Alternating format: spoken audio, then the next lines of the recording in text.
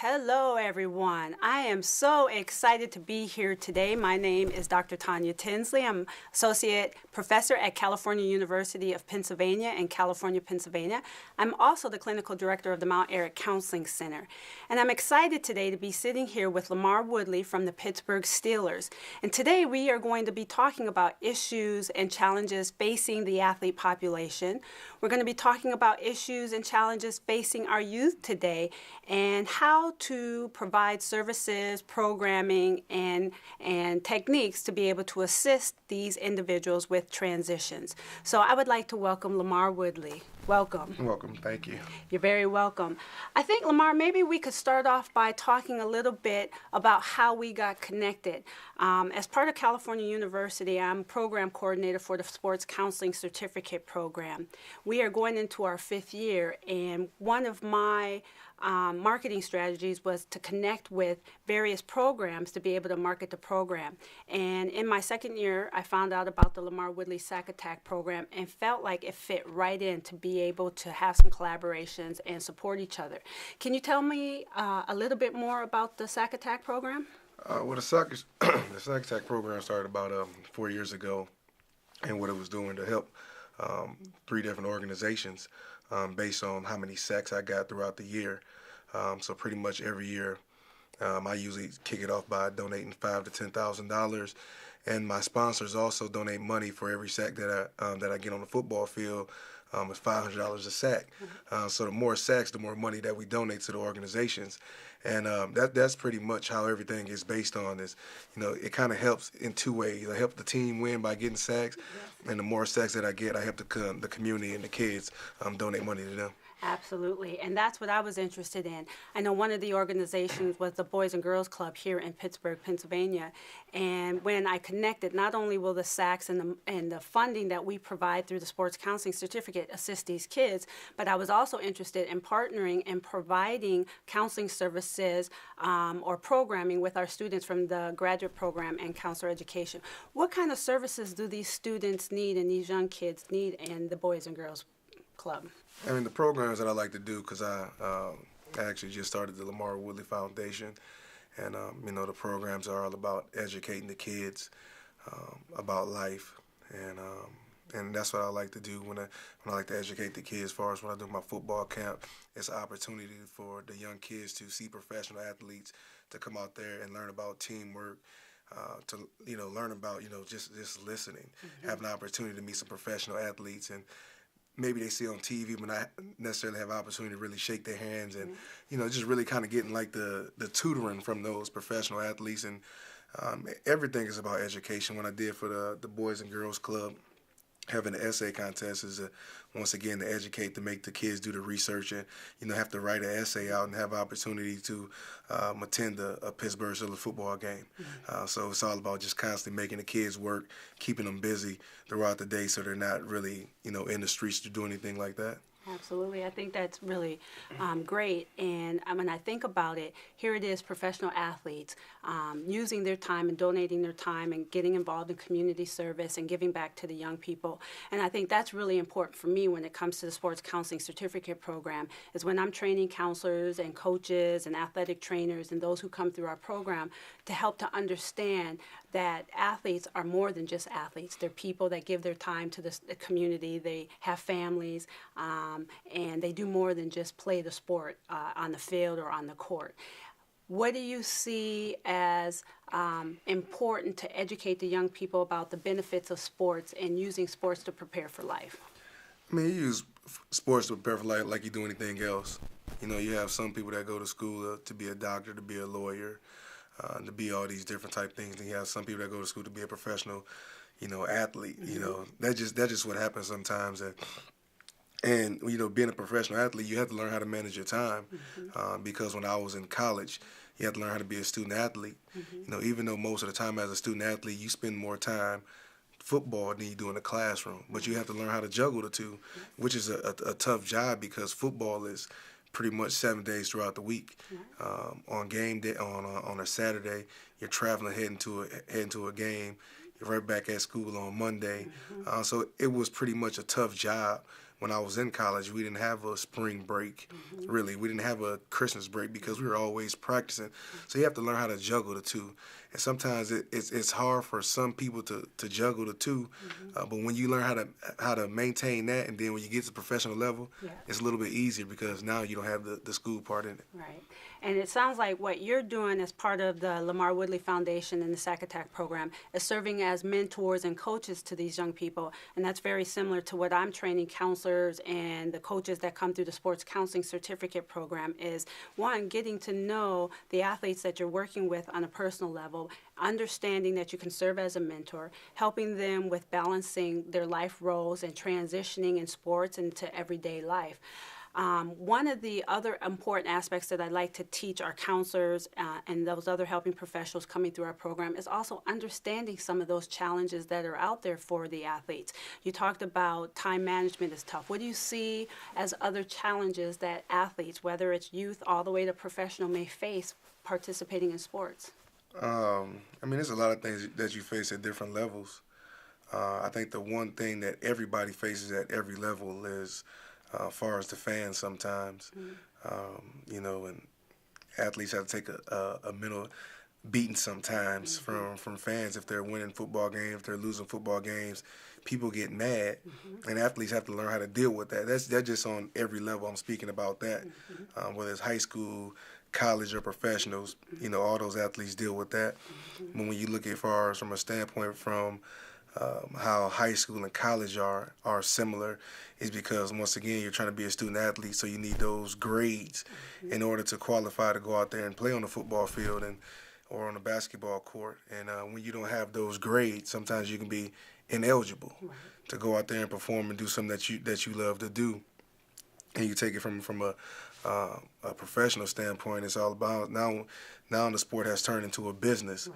So it's all about money. If you're being paid the top dollar, you're expected to perform at a higher level. So sometimes it's more mental pressure on athletes, far as more than physical, because not only are you a professional athlete in college and in high school, in college and professionals, but you also have off the field. You know, so when you look at Lamarr Woodley, there's Lamarr Woodley, the professional athlete.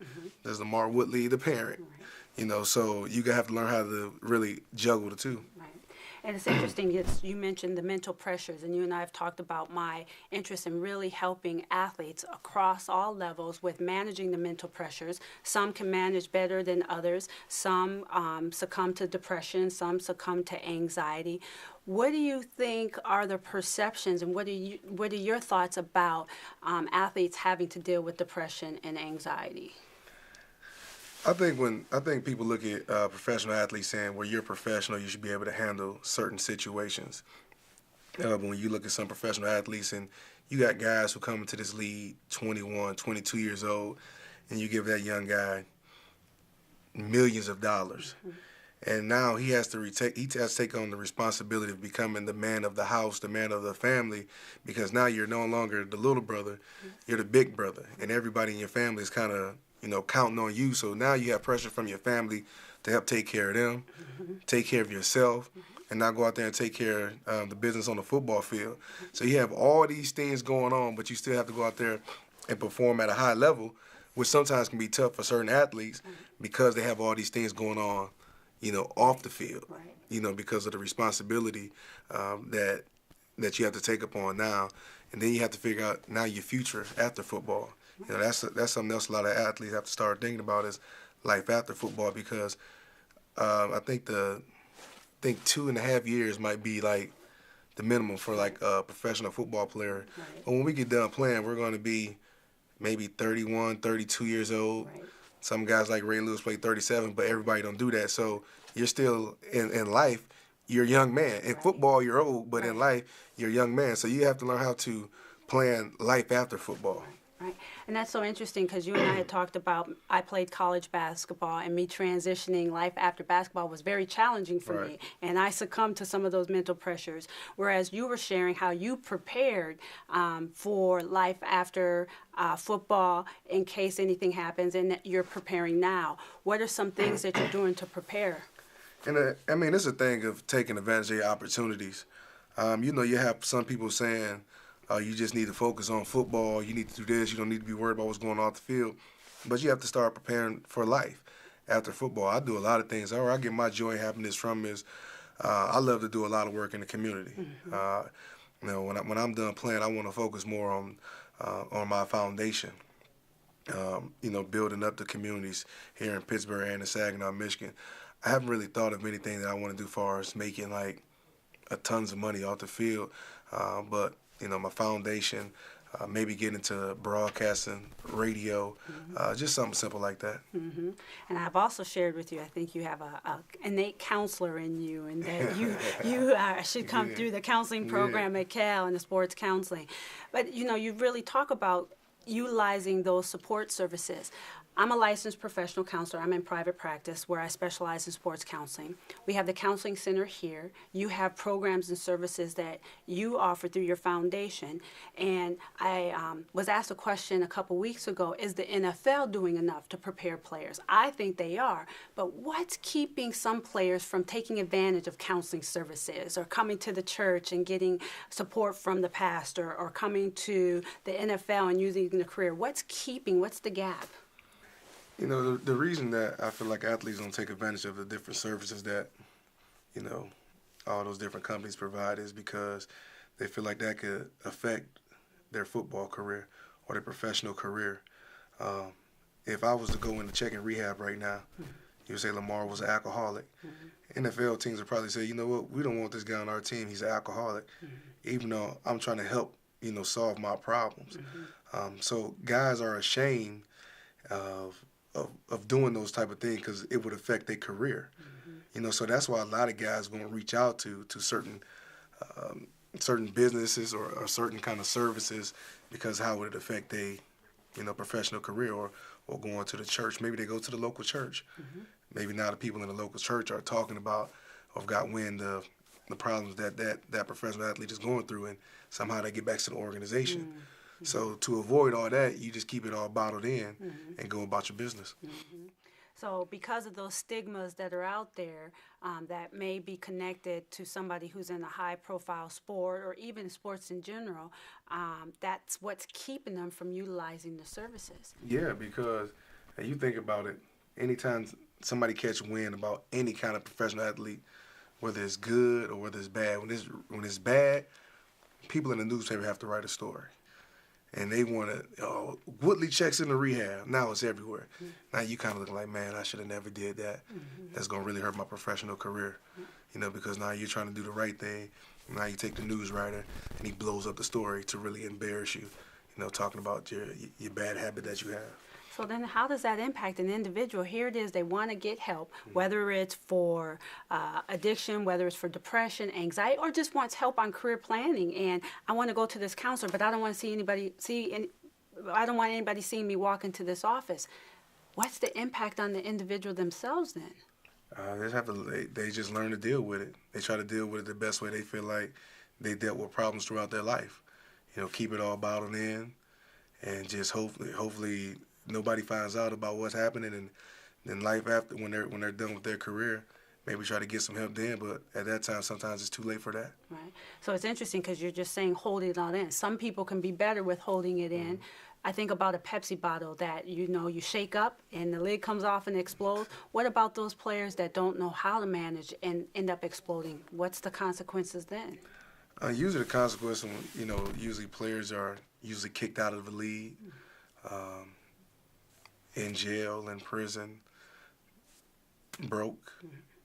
That's what end up happening because their problem that they have, all they do is continue to drink more or use more drugs, or then when they run out of money to support their habit, then they got to do what they have to do in order to support their habit.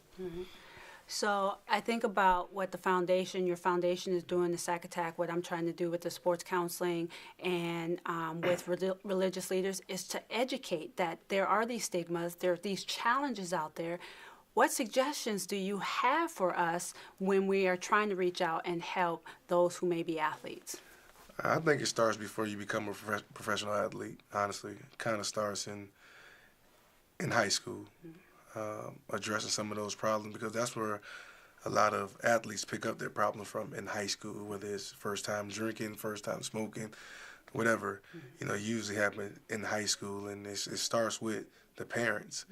You know, we put so much pressure on professional athletes. You know, these guys getting the lead, they're still young men. You know, like I said, 21, 22 years old. So those parents have to still be involved in their kids' life in those early stages of life. So when they get to the next level, and now they're dealing with millions of dollars, they know how to handle certain situations. Now, can't teach you to handle all the situations, but at least you can know how to handle certain situations. And you're not panicking, and you're not, you know, stressing yourself out. You know, so the parents have to play the biggest role in the day-to-day life of an athlete, because sometimes we ask the coaches to somehow guide the players, but at the end of the day, coaches at the professional level have a family as well, and they can't be, you know, watching you 24/7 a day. You know, so it starts before you come to the professional level. Right. And it's interesting because you mentioned parents. So not only do we have to educate coaches, not only do we have to educate counselors and religious leaders, but we also have to educate parents. When do you think we should start with educating parents? Early, because now when you look back, parents are pushing kids more and more into the professional world, because they see how much money that's the, you know, the profession are generating. So they're starting now at playing tackle football like 3 years old, 4 years old. I mean, that's unheard of. And a lot of kids are getting now injured. A lot of more injuries are occurring now at a young age now, with ACL injuries and all that are occurring at kids 10 years old, because the parents are pushing them, because they see it as a way for our family to, you know, to get above in life, or I'm living through my child, you know, so I couldn't do it, but my child can do it. I'm going to push them to make sure they have the best of everything. They're working with the best trainers. They have the best shoes. They have the best training equipment. They're going to the best school. This school might be better in education. This school might have a better football team and a better opportunity to go to the next level. So he's going to this school, or she's going to that school. So it's basically, it's the parents that you have to get to early, because they don't know how much that affect their kids. For instance, my roommate that I played junior high ball with, high school and college ball with, and we was rivals in elementary. His parents, his dad always pushed him to the max. You know, he used to be working out in 5th grade. He couldn't go outside unless he worked out. And he told me, and this was actually the other day, he told me, he said, man, about the time I got to college, man, I was burnt out. He said I was burnt out because I've overworked, and sometimes parents don't realize that. And parents don't realize that. And when I think about when I was working college athletics, if I had an athlete who came in burned out, and all of a sudden they didn't have that motivation to want to finish or go to classes, or the motivation to practice, everyone around is, what's wrong with? I need you to work with this person and fix them so that they can get back out there and play. But they're not really looking at the person themselves and what they're dealing with. And I think it's really important for counselors and coaches and helping professionals to understand the impact of starting to play sports, the pressures from people around them earlier on, and how that's impacting and influencing the person. You know, and that leads me to the church a little bit, because I think about our church here. We have ministry, sports ministry, where we have individuals across all ages playing sports. We have members who are professional athletes here. But what can we do as a church to make sure that the needs of individual athletes are getting met in the church? Because historically, the church has been the first place people would go if there's a problem. But that doesn't seem to be happening with our athletes. I think, you know, athletes coming in churches is making them feel comfortable. Sometimes a lot of people in the church make athletes feel uncomfortable because they're asking for money. And it happened to me one time. I was back home, and somebody approached me saying, you know, the church need this amount of dollars, and they actually went to church, because most of the time you're not gonna lie, you know, in church. So it makes athletes and makes sometimes people that's in the profession make them feel uncomfortable, and they say, you know what, I'm not going back there because I'm not comfortable there. I can't be myself there. You know, people come asking for autographs, asking for money. It's just not comfortable for some athletes. But I think once you make an athlete feel comfortable and treat him just like he's one of the members that's been going there, then he would reach out to certain people and ask for help. Okay, and that's a good point. I think about when it comes to training our counselors, we always talk about the importance of building relationship, and not going in and saying, I want this or need this or let me help you fix this, but let's just build a relationship first. And that's important, whether it's in the church, whether it's in the community. And it's very interesting because that's what I hear you're doing with the young people through your foundation and with the Sac-A-Tac program, and that's what I'm doing to train the counselors as well. Well, is there anything else that you could think of that might be important to understand the benefits of the foundation, your foundation, the Sac-A-Tac program, our collaboration with the church and sports counseling? Another thing that I'm doing with the foundation is not just working with kids. It's working with people that's getting out of prison, giving them opportunity in life and educating them. Some kind of, it's a program I'm putting together. It's sort of like a school, like a schooling program, like a technical school for adults that's getting out of prison. Because after serving 10 to 15 years in prison and you get out, technology and everything has changed in the world, and it's almost like they don't get a second chance at life because they're not educated on what's going on now. So I want to educate people getting out of prison, and also I want to try to educate the parents. At the same time, when we're educating the kids have to go home to the parents, and if the parents are not educated, it really doesn't help out. Because now, back in the day, you had your grandparents, they was 60, 70 years old. Now, a grandparent this day might be 50. Right. And she's still trying to hang out. Right. So you got grandparents and the mom still trying to hang out, and the kids are home by themselves. Right. Raising their younger brothers and sisters. So it's just all about, everybody, being educated now. And when I say back in the day, like how my grandparents was, my grandparents, I don't think she finished high school, but one thing that they taught you in the household was to be respectful to others, and that's something that's not really being taught now is, respect others, respect your elders. That's not being taught really as much now. Well, it's interesting as I'm listening to you in terms of wanting to work with those that are going to be released from prison, working with parents, still think that counseling is inside of you and you might be a natural-born counselor. I thought about it. I'm going to do it, but this year I had to get I was hurt this year and I didn't have the best season. I started training early, so that's why I couldn't do it. Right. But I do got my degree. Yes, you do. Congratulations for you. finishing that. And we will look forward to having you in the counseling program. I think you are going to be able to set the stage and having that background in counseling, going out and engaging in broadcasting and radio and talking about those needs, but also adding that that piece that you have the experience, but also the training to be able to assist. So I wish you good luck with the foundation and the programs that you have. Thank you for allowing CalU to be a part of the Sac-A-Tac program, and thank you for supporting the Sports Counseling Certificate program. And I look forward to maybe us collaborating some more to really talk about how the church can be involved more, because I'm really getting this fire in me to be able to use the church to be able to educate the athlete population and providing a support that way as well.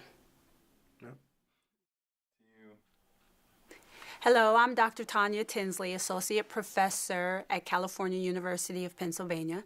I'm also the Program Coordinator for the Graduate Certificate in Sports Counseling. For more information on the Certificate in Sports Counseling or the counseling program, please contact California University of Pennsylvania, 724-938-5698, or you can go on to our website, www.calu.edu. I'm also the clinical director for the Mount Eric Counseling Center, and if you would like more information about integrating the theological, spiritual, and Christian perspective into sports, you can contact us here at the Mount Eric at www.mt-arat.org or contact us at 412-441-1800 extension 270. For more information on Lamarr Woodley Sac-A-Tac and the Lamarr Woodley Foundation, www.lamarrwoodleyfoundation.com or Twitter @Lamarr Woodley, Facebook /Lamarr Woodley.